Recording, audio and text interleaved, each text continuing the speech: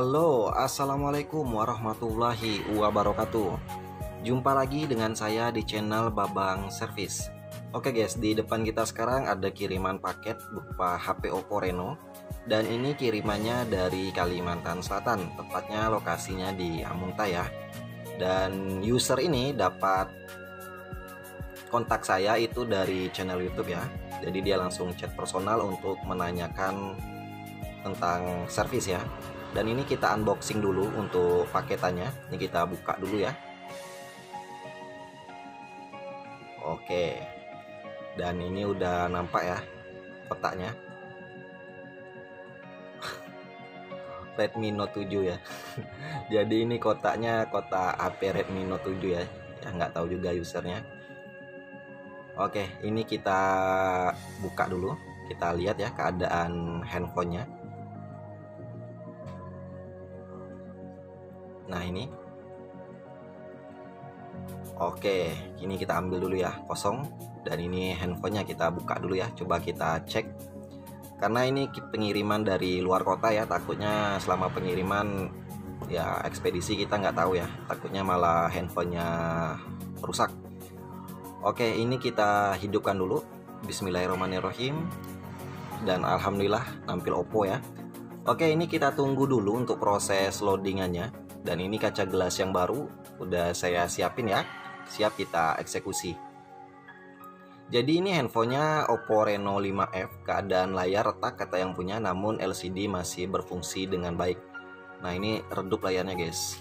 Nggak kelihatan benar ya. Nih saya juga nggak tahu sandinya apa. Coba saya cek dulu pemilik ya. Dan ini HP-nya Oppo Reno 5F. Bisa teman-teman lihat. Wow, amazing. Dan layarnya memprihatinkan ya. Dan ini saya masih chat usernya. Oke, ini dibalas ya sandinya. Coba kita masukin sandi dulu. Oke, ini mau ya, coba kita terangin. Dan teman-teman bisa lihat ya. Coba saya pindahkan ke latar putih. Oke, ini. Nah ini bisa teman-teman lihat keadaan handphonenya retak. Dan ini saya lihatkan untuk bukti chattingannya ya. Nah ini user ini bertanya untuk ganti kaca depan atau kaca gelas dari Oppo Reno 5F ya. Untuk biayanya bisa teman lihat ya. Ini 450. Ya kenapa kok seperti ini biayanya ya, lumayan tinggi. Karena mengingat ini LCD nya Super AMOLED ditambah lagi fingerprintnya di layar. Karena kalau ganti LCD itu jutaan guys. Jadi kalau untuk kendala retak seperti ini, alternatifnya ya ganti kaca layar ya. Ini yang baru, kaca gelasnya udah saya siapin. Dan handphonenya bisa teman-teman lihat ya, keadaan layar retak namun sentuhan dan LCD normal. Oke, tanpa berlama-lama ini handphonenya langsung kita eksekusi ya. Ini kita buka dulu area backdoornya atau casing belakangnya. Ini kita gunakan bantuan pemanas berupa headgun, bisa juga menggunakan blower ataupun hair dryer ya, tinggal teman-teman kondisikan saja ya. Nah setelah kita rasa cukup hangat, baru kita lakukan penyesetan ya. Karena untuk di Oppo Reno 5F itu backdoornya ada menempel lem ya, jadi direkatkan menggunakan lem atau double tip. Jadi untuk memudahkan pembukaan kita bantu menggunakan pemanas dulu ya. Dan perlu teman-teman ketahui, Oppo Reno 5F ini di area backdoornya itu tidak ada menempel flexible fingerprint, melainkan fingerprintnya berada di layar. Jadi ketika pembukaan backdoor seperti ini aman-aman saja ya. Jadi nggak perlu khawatir soket fingerprintnya putus. Nah ini kita lepaskan ya. Dan berhasil terbuka. Wah ini plastiknya kita rapikan dulu ya. Dan ini penampakan backdoornya ternyata plastik. Saya kira kaca guys. Wow. Oke lah, selanjutnya kita buka dulu ya semua baut-bautan di area casing belakangnya. Karena ini akan kita lepaskan ya untuk housing atau casingnya. Oke, ini kita lepaskan dulu ya untuk semua baut-bautannya. Ini bautannya lumayan banyak guys. Jadi ini kita buka dulu ya untuk semua baut-bautannya. Oke, saya skip saja ya untuk pembukaan baut. Saya rasa juga teman-teman tahu ya untuk pembukaan bautnya. Dan ini untuk slot kartu SIM kita lepaskan dulu. Dan kita buka area casingnya atau area housingnya ya. Ini kita buka menggunakan kuku saja. Bisa menggunakan alat bantu juga bebas-bebas saja ya. Dan ini penampakan casing belakangnya ternyata juga plastik. Oke, selanjutnya ini di kameranya kita amankan dulu ya. Ini ada kalengan pelindung untuk di soket kameranya. Nah, ini kita buka dulu dan kita buka untuk kamera-kameranya ya. Total dia di belakang ada 4 kamera dan di depan ada 1 kamera. Jadi untuk mengamankannya, jadi karena kalau kita di sini kan menggunakan oka cair ya, yang ditakutkan kameranya malah terkena lem. Jadi kita amankan dulu ya. Selanjutnya kita buka area penutup bawah, karena untuk soket LCD itu berada di area bawah ya, jadi berada di mesin PCB bawah. Jadi ini kita amankan dulu, kita buka dulu ya. Dan ini vibranya ketinggalan guys. Oke lah, kita lepaskan dulu ya untuk vibranya ini. Nah, ini kita amankan dulu, kita pasangkan kembali di penutupnya ya. Selanjutnya ini kita lepaskan semua soket-soket di area mesin PCB bawah ya. Nah, ini fleksibel fingerprint sama LCD kita lepaskan juga ya. Dan ini ada karet pelindung soket LCD. Nah, ini selanjutnya baterai kita lepaskan juga ya untuk soketnya, dan tinggal kita buka area LCD. Nah, untuk pembukaan area LCD kita gunakan bantuan pemanas ya, bisa menggunakan hair dryer atau head gun seperti yang saya gunakan boleh, blower boleh, atau tempelkan di mesin separator juga boleh. Nah, perlu teman-teman ketahui, Oppo Reno 5F ini panel layarnya itu udah Super AMOLED, ditambah lagi fingerprint layar. Seperti yang saya sampaikan, kalau mengganti LCD satu set itu biayanya mahal guys, jutaan. Jadi kalau kendala retak seperti ini kan sayang ya, karena HP mahal kok layarnya retak. Jadi alternatifnya ya ganti kaca layarnya saja. Nah, ini kita masih hangatkan ya, kita kelilingin, kita hangatkan. Setelah kita rasa cukup hangat, lanjut penyesetan ya.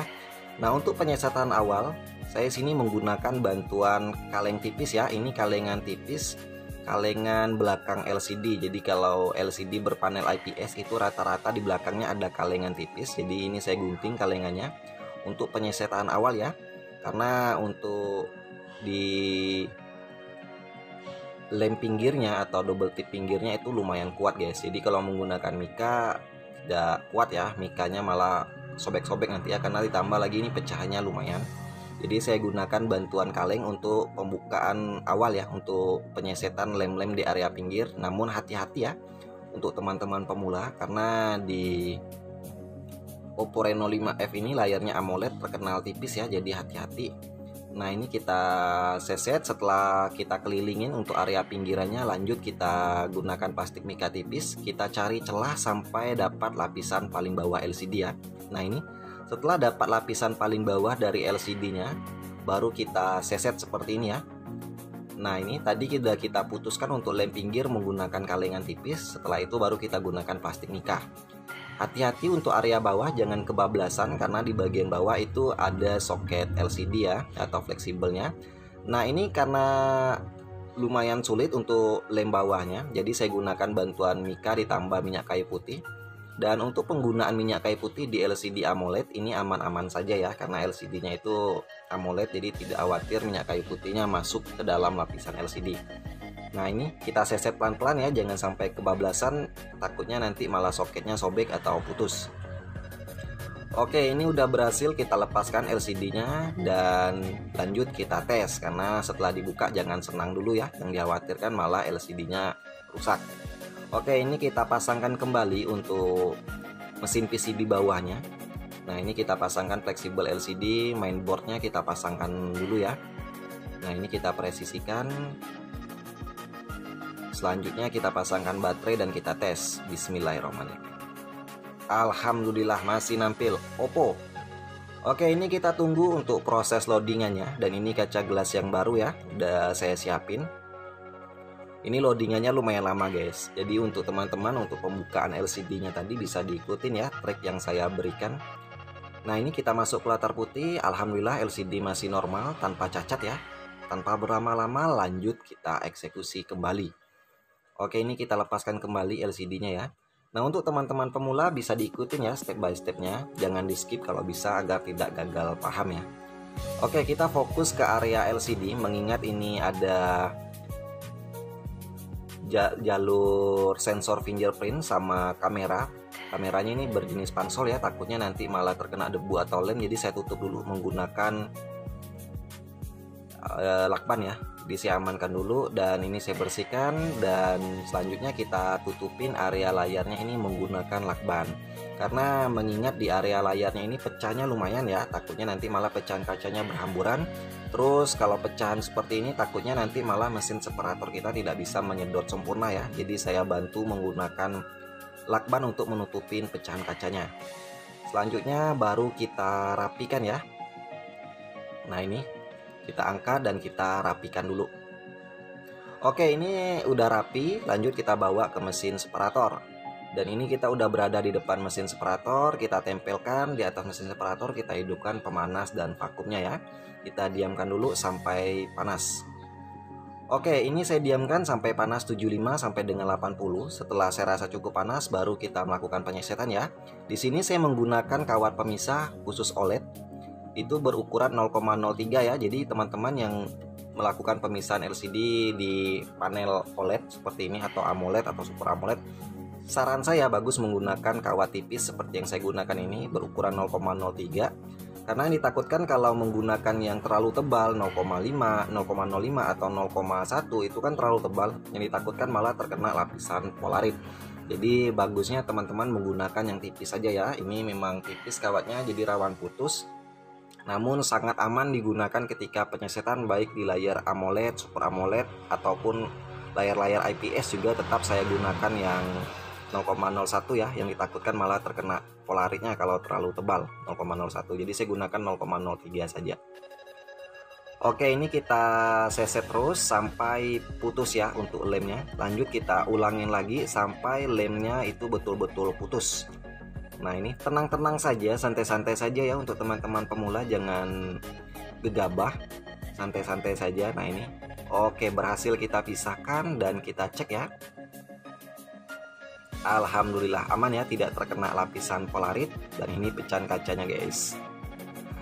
Oke, ini untuk LCD-nya dan kaca gelasnya ya, kita amankan dulu, kita pinggirkan dulu ya. Nah ini bisa teman-teman lihat.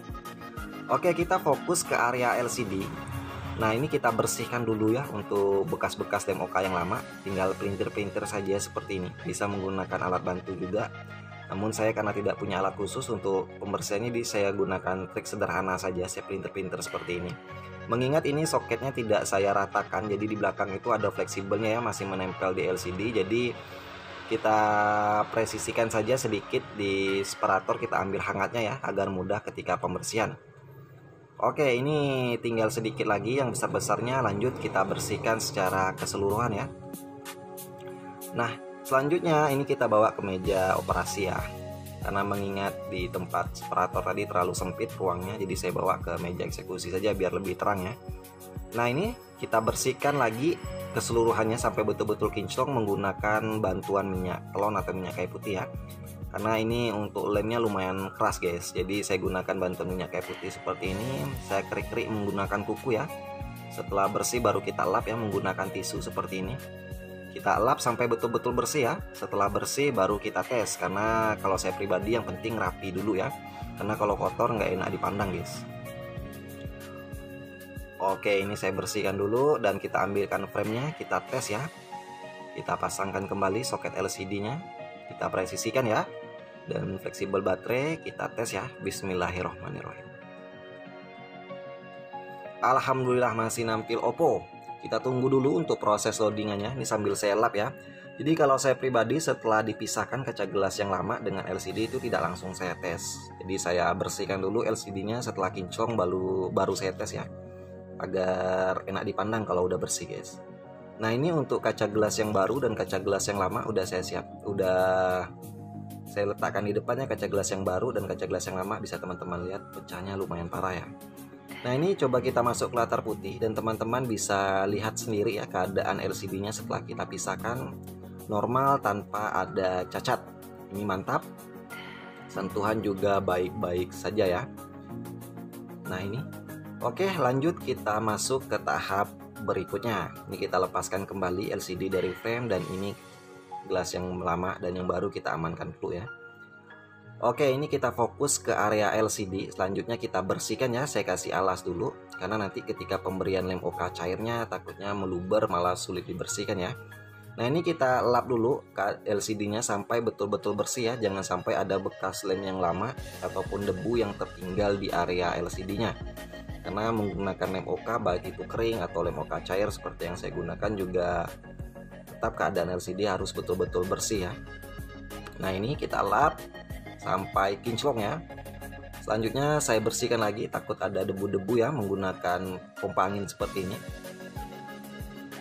Oke, setelah itu baru kita tambahkan lem OK cair. Nah, jadi di channel saya khususnya saya tidak menggunakan OK kering ya, melainkan menggunakan OK cair.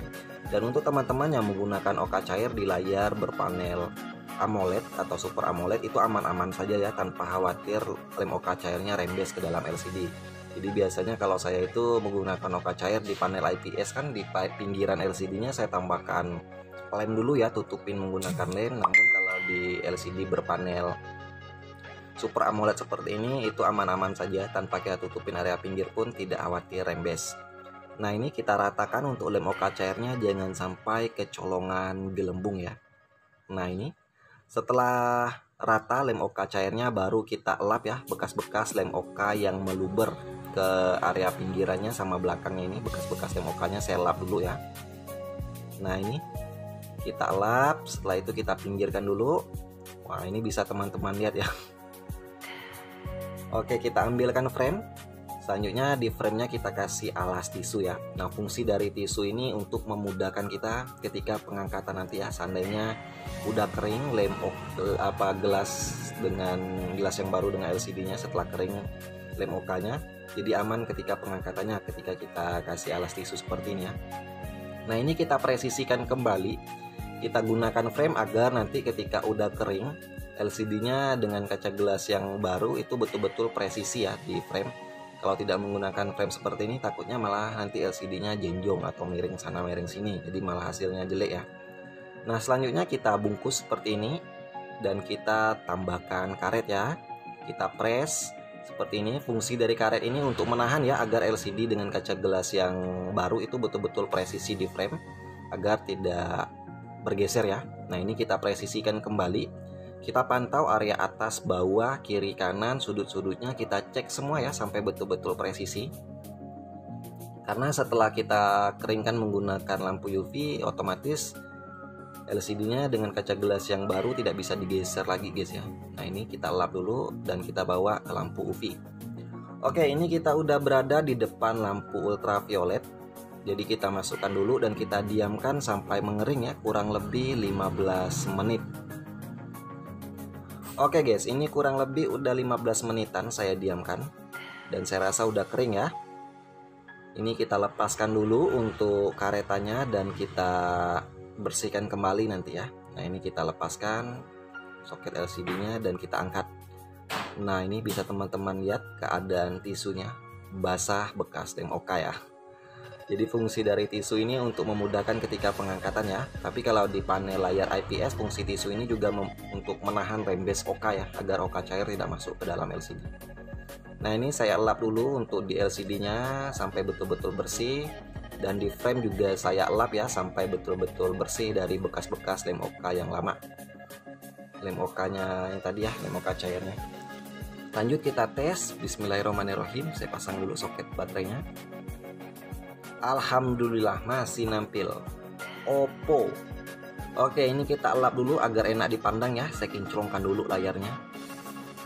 Nah ini jadi untuk lem OK cair ini keringkannya itu harus menggunakan lampu ultraviolet ya, agar cepat kering. Karena kalau tidak menggunakan lampu UV tidak akan mau kering lem OK nya guys. Nah ini mantap, bening ya. Lanjut kita buka kembali dan siap kita pasangkan ya. Nah ini di framenya udah saya bersihkan dan untuk di atas ada saringan speaker juga udah saya pasangkan ya. Selanjutnya di area pinggiran frame ini kita kasih lem secukupnya saja, jangan terlalu tebal ya, takutnya malah meluber kan jelek ya atau sulit untuk membersihkannya nanti. Jadi kita tambahkan lem seperti ini di area pinggirannya. Ini lem yang saya gunakan itu lem T7000 berwarna hitam ya. Nah ini kita kelilingin di area pinggirannya. Kita ratakan ya di area pinggiran framenya. Nah seperti ini ya step by stepnya, untuk teman-teman pemula mungkin bisa diikutin ya. untuk rekomendasi seandainya teman-teman mau melakukan penggantian gelas terutama di HP Oppo Reno 5F. Nah, selanjutnya ini LCD-nya kita buka dulu. Tadi kita tutupin ya, untuk di kamera pansolnya ini kan khawatir terkena lem, jadi sulit untuk pembersihannya nanti. Jadi saya tutup menggunakan lakban tadi ya. Nah ini, dan di sensor fingerprintnya juga saya tutupin menggunakan lakban. Jadi kita lepaskan dulu ya. Nah ini ada plastiknya ini guys, saya tutupin lagi ya. Oke, selanjutnya baru kita presisikan ya, namun kita pantau dulu di sensor fingerprintnya. Kalau ada debu atau bekas lem kita lap dulu menggunakan tisu.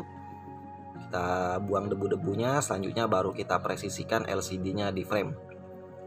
Nah ini kita presisikan ya, atas bawahnya, kiri kanannya kita pantau.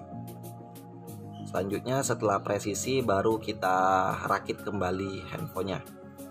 Oke, ini untuk antena eksternalnya kita pasangkan. Wah ini agak sulit, agak bandel ya guys. Oke, setelah itu langsung kita presisikan ya. Dan ini untuk mesin PCB bawah juga kita presisikan. Soket LCD kita pasangkan. Dan ini ada penutup area mesin PCB bawah juga kita pasangkan ya. Tadi ada baut satu, kita pasangkan kembali seperti ini. Selanjutnya handphonenya siap untuk kita rakit. Oke, ini tadi kameranya juga udah saya lepaskan dan ini kita pasangkan kembali ya untuk kameranya. Yang kamera depan kita cek kalau ada debu atau kotor kita lap dulu. Kamera belakang juga totalnya ada 4 kamera, kita pasangkan juga ya. Nah ini semua kameranya kita pasangkan. Total di belakang ada 4 kamera dan di depan ada 1 kamera. Oke, setelah itu lanjut kita pasangkan juga. Tadi ada kalengan pengaman ya untuk di fleksibel untuk di soket kamera. Jadi saya pasangkan kembali untuk kalengannya. Nah ini mantap. Udah kita pasangkan kamera, selanjutnya kita lap ya kameranya, takutnya ada bekas lem atau debu. Nah ini untuk housing atau casingnya juga udah saya bersihkan ya, jadi tidak ada bekas-bekas lem lagi atau double tip yang lama di area casingnya, karena udah saya bersihkan. Dan selanjutnya kita presisikan ya. Nah ini kita presisikan di frame dan lanjut kita pasangkan kembali semua baut-bautan di area casing belakangnya.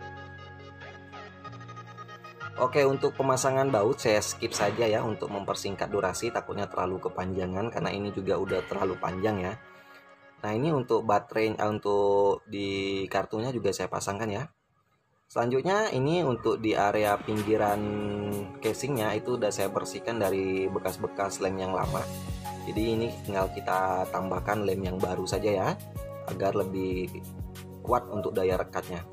Nah ini kita ratakan untuk lem. Kita kasih lem juga ya, ini lem yang sama T7000 warna hitam. Secukupnya saja ya, nggak usah terlalu banyak, kita ratakan seperti ini. Nah ini kita pantau.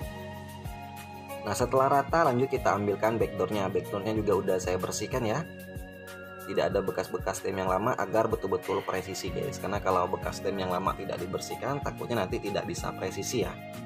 Nah ini setelah kita presisikan, lanjut kita bantu pengepresannya menggunakan karet. Nah ini kita presisikan lagi ya, kita press menggunakan karet seperti ini agar LCD dan framenya itu betul-betul presisi. Ditambah lagi untuk backdoor belakangnya juga menggunakan lem agar betul-betul presisi ya. Nah ini kita ikat karet seperti ini, kita tambah karet ya secukupnya saja, jangan terlalu kebanyakan karetnya, takutnya malah nanti rusak LCD-nya guys kalau terlalu banyak karetnya. Nah ini oke, ini mantap. Dan tinggal kita tunggu lemnya mengering ya, kita diamkan dulu kurang lebih 1 jam. Oke, ini saya diamkan 1 jaman karena mengingat HP-nya juga tidak ditungguin ya sama usernya, jadi tenang-tenang saja. Dan selanjutnya ini kaca gelas yang lama. Dan untuk di area backdoornya saya lap dulu ya menggunakan minyak kayu putih dibantu tisu. Nah ini saya lap sampai kinclong, sampai mantap ya. Nah ini handphonenya masih kinclong dan kita hidupin. Alhamdulillah masih nampil Oppo. Lanjut di area layarnya juga saya lap menggunakan tisu ya, dibantu minyak telon tadi. Nah ini tadi juga sambil menunggu lemnya kering, di area pinggiran juga lem-lem yang meluber juga udah saya lap ya. Nah ini saya lap sampai bersih. Nah, setelah bersih, setelah kinclong, baru kita tes ya. Kita masuk ke latar putih dan hasilnya bening seperti baru. Mantap. Ini bisa teman-teman lihat hasilnya, dia presisi dan bening ya. Nah, ini mantap. Dan kita tes fingerprintnya. Nah, ini kita tes ya. Nah, ini coba saya tes. Nah, ini bisa teman-teman lihat. Kita tes normal, berfungsi ya. Tidak mau itu karena jari saya kan tidak terdaftar ya di sensor fingerprintnya. Oke, ini mantap fingerprintnya. Dan lanjut kita hidupin handphonenya, kita masukkan sandi ya. Dan kita tes kamera ya. Ini saya elap dulu untuk kameranya. Kita tes kamera belakang juga, kita tes ya. Nah, ini hasil kameranya masih bening. Dan kamera depan juga mantap. Jadi untuk kamera pansel tadi kalau nggak kita tutupin, takutnya nanti kita terkena lem, itu sulit pembersihannya ya. Ini mantap, kameranya mantap, bening. Dan handphonenya juga udah mulus kembali ya. Jadi siap untuk kita kirim ke usernya. Semoga usernya yang servis handphone ini nonton ya step by stepnya seperti apa. Dan ini kita hidupin lagi. Dan untuk teman-teman yang udah support channel ini, saya ucapkan banyak-banyak terima kasih. Dan yang belum support, segera support ya dengan cara subscribe channel Babang Servis. Dan jangan lupa aktifkan tombol lonceng notifikasinya agar tidak ketinggalan trik-trik seputar dunia servis handphone. Sekian, semoga bermanfaat dan wassalamualaikum warahmatullahi wabarakatuh. Bye-bye.